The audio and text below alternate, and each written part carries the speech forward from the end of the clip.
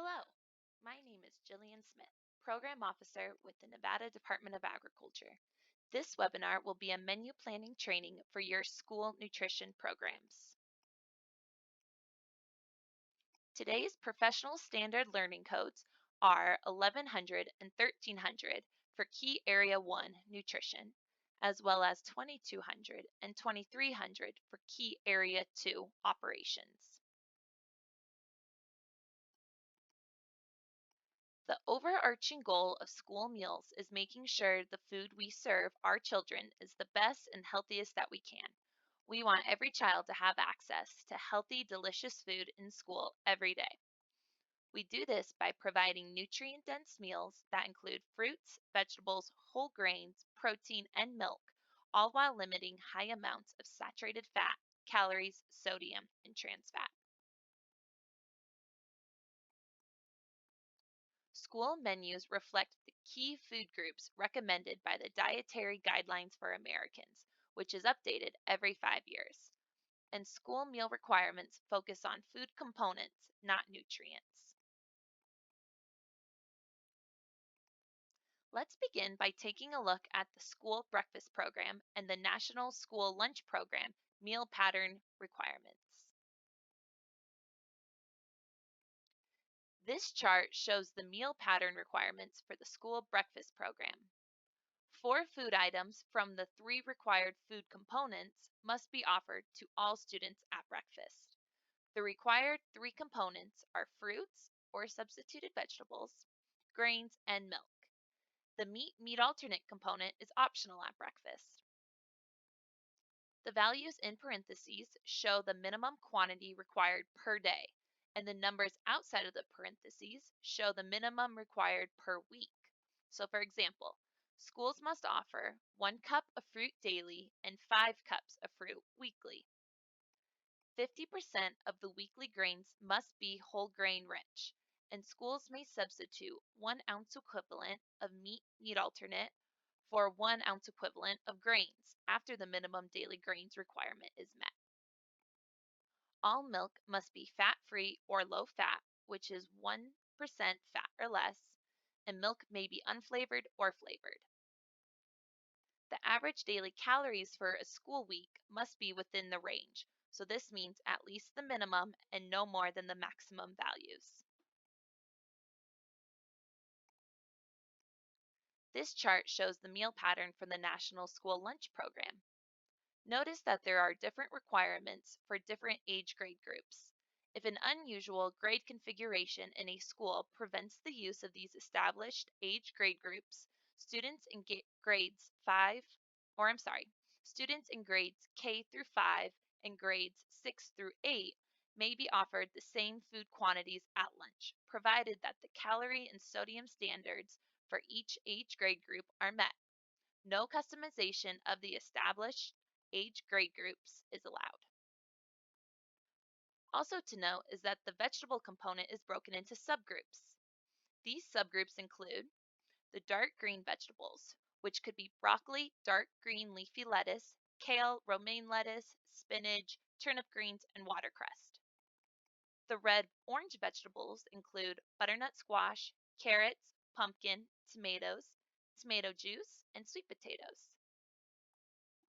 Beans and peas, or the legumes subgroup, includes vegetables such as black beans, edamame, garbanzo beans, kidney beans, lentils, pinto beans, soybeans, and white beans.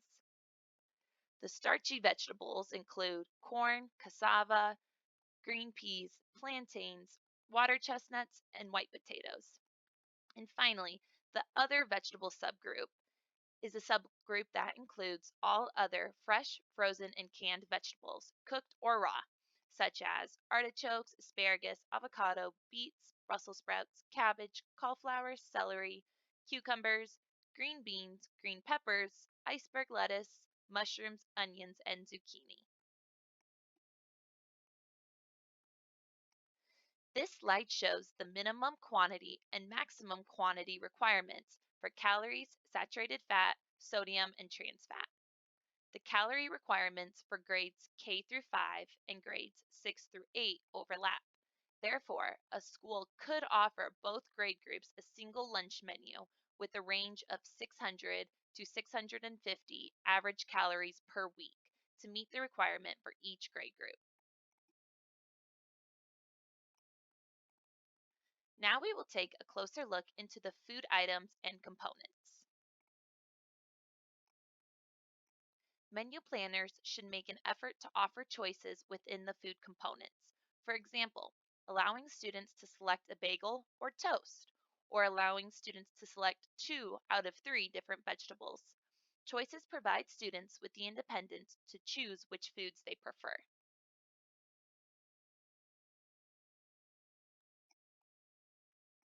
Here are the 5 food components in the National School Lunch Program. Under Offer versus Serve, schools must offer all 5 components, and the students are required to select 3 or more components, and one must be a minimum half a cup fruits or vegetables. For others to be credited, they must meet the daily minimum quantity required. Offer versus Serve is a term we will discuss in more detail later in the presentation. Here are the food components required at breakfast. For Offer versus Serve, during breakfast, schools must offer at least 4 items in the credible portion sizes from the 3 required components: fruit or substituted vegetables, grains, and milk. Students are required to select at least 3 food items, and this must include at least a half a cup of fruit or vegetables. So what do we mean by food items?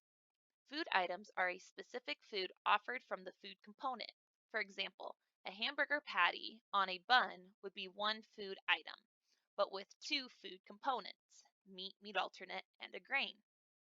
Or a medley of peaches, apples, and pears would be 3 food items, but all under one component, the fruit component.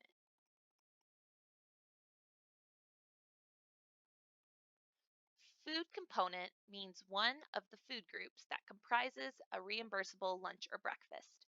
As previously mentioned, 5 components required at lunch and 3 components are required at breakfast.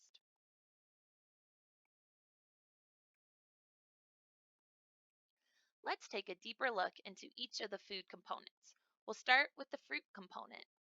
Fruit is a required component in both breakfast and lunch. Fruit may be fresh, frozen, canned, dried, or in the form of 100% juice. The minimum credible amount is 1/8 of a cup. Students may select more than the daily minimum serving, except for juice, if weekly calories averaged do not exceed the maximum quantity.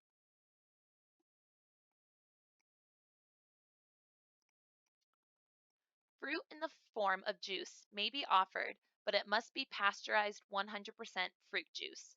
Also, no more than half of the weekly fruit may be in the form of juice. Dried fruit credits at twice the volume served. For example, a quarter cup of raisins credits as a half a cup fruit towards the fruit requirement. Be aware that dried fruit is often processed with sugar, and this should be taken into account when considering calorie limits. Next, we are going to look at the vegetables component. As mentioned earlier, the vegetable component is broken into the 5 subgroups shown here. All subgroups must be offered throughout each week, and servings less than 1/8 of a cup cannot be counted.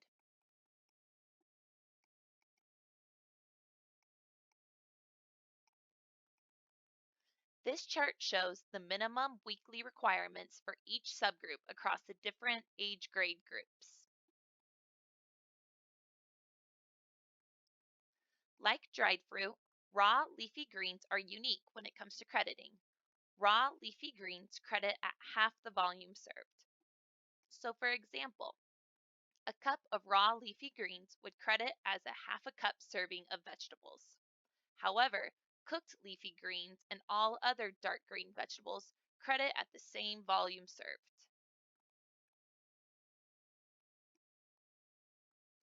So what if you have a mixture or medley of different vegetables? Vegetable combinations from the same subgroup may count towards that single vegetable subgroup. So a mixture of carrots and sweet potatoes may count towards the red-orange subgroup. Vegetable combinations that contain at least an eighth of a cup each of different vegetable subgroups may count each one toward the appropriate subgroup. So a mixture of at least an eighth of a cup of carrots and at least an eighth of a cup of corn could credit towards both the red-orange subgroup and the vegetable subgroup. Quantities of vegetables unknown count as the other vegetable subgroup. The grains component. Grains are required at both breakfast and lunch. While minimum requirements are the same for breakfast across age grade groups, they differ for lunch. Looking at the meat alternate component, you will see that this chart shows the minimum requirements for lunch. Meat alternates are a required component for lunch, but they are an optional component for breakfast.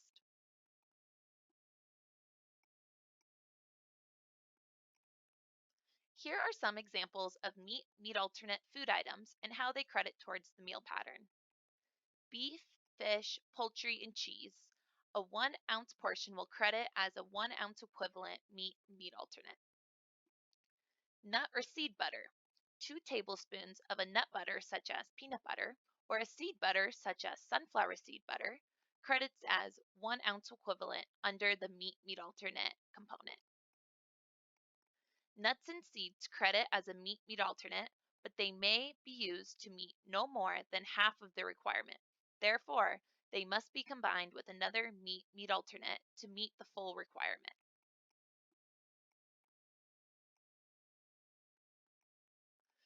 Tofu is widely recognized as a meat substitute and can easily be included in the school meal. Commercially prepared tofu must be 2.2 ounces by weight with 5 or more grams of protein to equal 1 ounce of the meat alternate requirement. Yogurt, 4 ounces by weight or half a cup by volume of soy or dairy yogurt equals 1 ounce equivalent. And eggs, 1 large egg credits as 2 ounce equivalent meat alternate.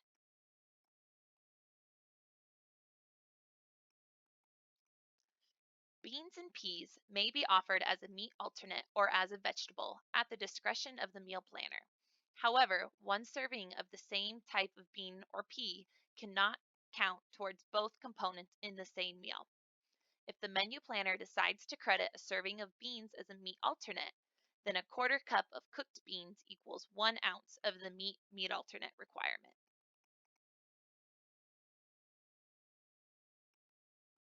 The final food component is milk.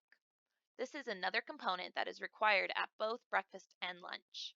1 cup serving and at least 2 milk varieties must be offered daily.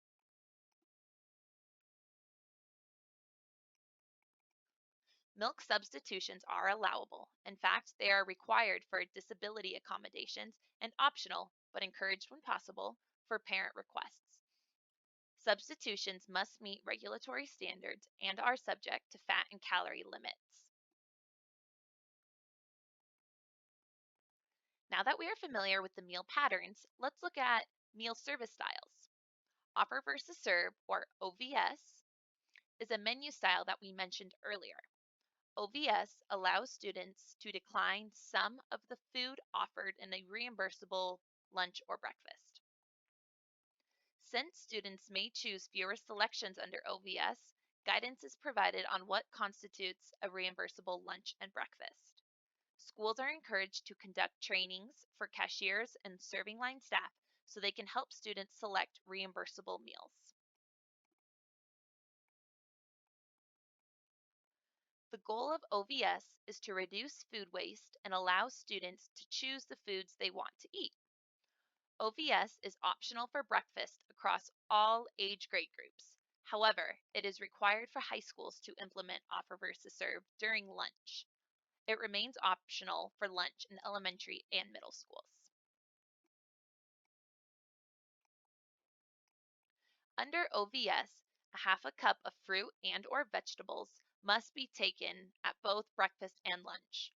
In addition, two other food components in their minimum quantities must be selected at lunch and two other food items at breakfast. Offer versus serve does not affect the meal's unit price, so a lunch consisting of 3, 4, or 5 components will all cost the same unit price. The same goes for breakfast. So what are extra foods? These are food items that do not credit towards the meal pattern. Examples may include ice cream or pudding. Though these foods do not credit, they must be included in the nutrient analysis of weekly dietary specifications.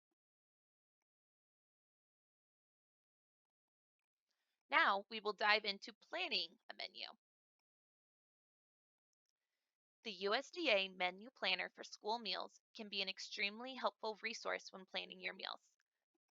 It provides guidance when crafting school meals that meet the meal pattern requirements. Food-based meal planning has many benefits for students, your program, and the community as a whole.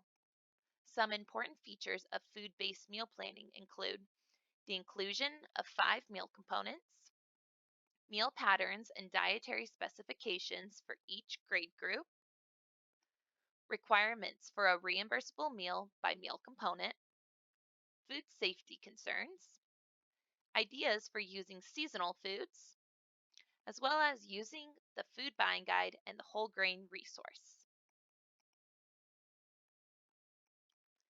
Cycle menus are popular among school nutrition programs because it allows menu planners to establish a menu for a predetermined length of time, and then this set menu will repeat itself.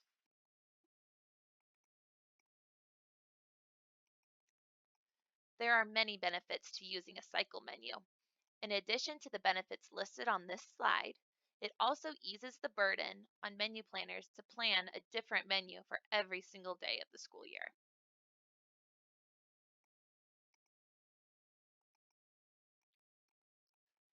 The goal is to plan a high quality menu.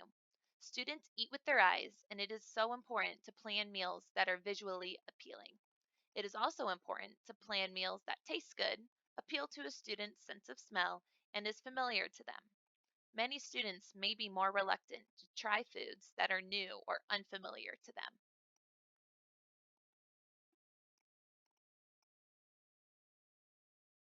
Menu planners must also keep in mind the operational requirements when planning a menu.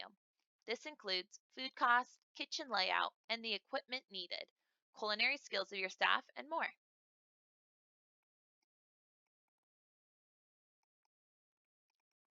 So what are some ways to introduce a new, innovating menu to students in a way that will be well received?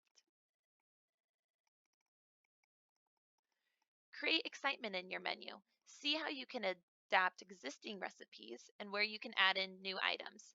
Take advantage of seasons and holidays and create menus that fit this theme. Take a look at your current menu. Look for the superstar items, the workhorses, the halos, puzzles, and the dog menu items. An example of a workhorse menu item may be a pre-made PB&J sandwich. These items may cost more, but they are popular among the students. An example of a puzzles item at your school may be a grilled cheese sandwich. These items are inexpensive and may be profitable, however, they may not be as popular. The dogs items should be deleted. They are neither profitable nor popular. But if you have inventory of raw product, make tweaks to the recipe in an attempt to increase popularity while still using the same base ingredients.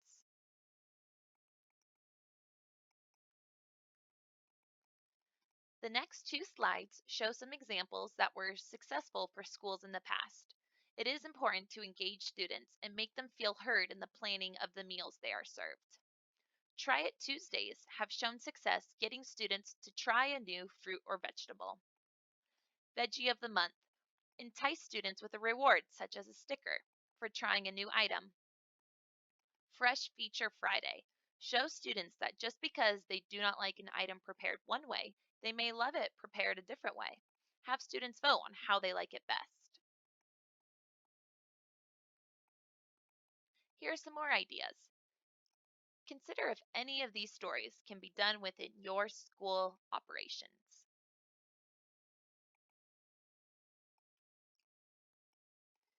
Taste testing is a very effective way to ensure you are planning meals that students will eat. In the serving line, it can be a fun idea to offer a bite sized sample at the beginning of the line. If the student likes it, they can choose it that day. Talk to students and get their feedback. And the best story can often be told by looking in the trash can. See what foods students are not eating and just throwing away. Here's another fun idea: host a student vendor show.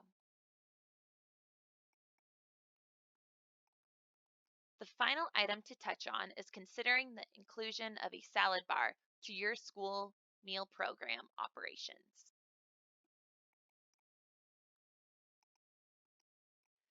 Salad bars are a growing trend in school food service for all the benefits they offer. Lean on the administration, school board, and parents for support. Parents help by informing their children and supporting school lunch. School boards will see the positive results of increased participation and interest in nutrition that in turn fosters a better educational environment for the community. Recruit teachers, aides, and other staff to assist younger grades at the salad bar. Salad bars can also give you the opportunity to use some USDA commodity items. Include protein on your salad bar with canned chicken, hard boiled eggs, or canned beans. Cottage cheese or yogurt could be a delicious complement for canned fruit on the salad bar. Get creative with it. And with that, we'll wrap up this webinar. Thank you so much for listening. Here is my contact information, and if you have any questions, please do not hesitate to reach out.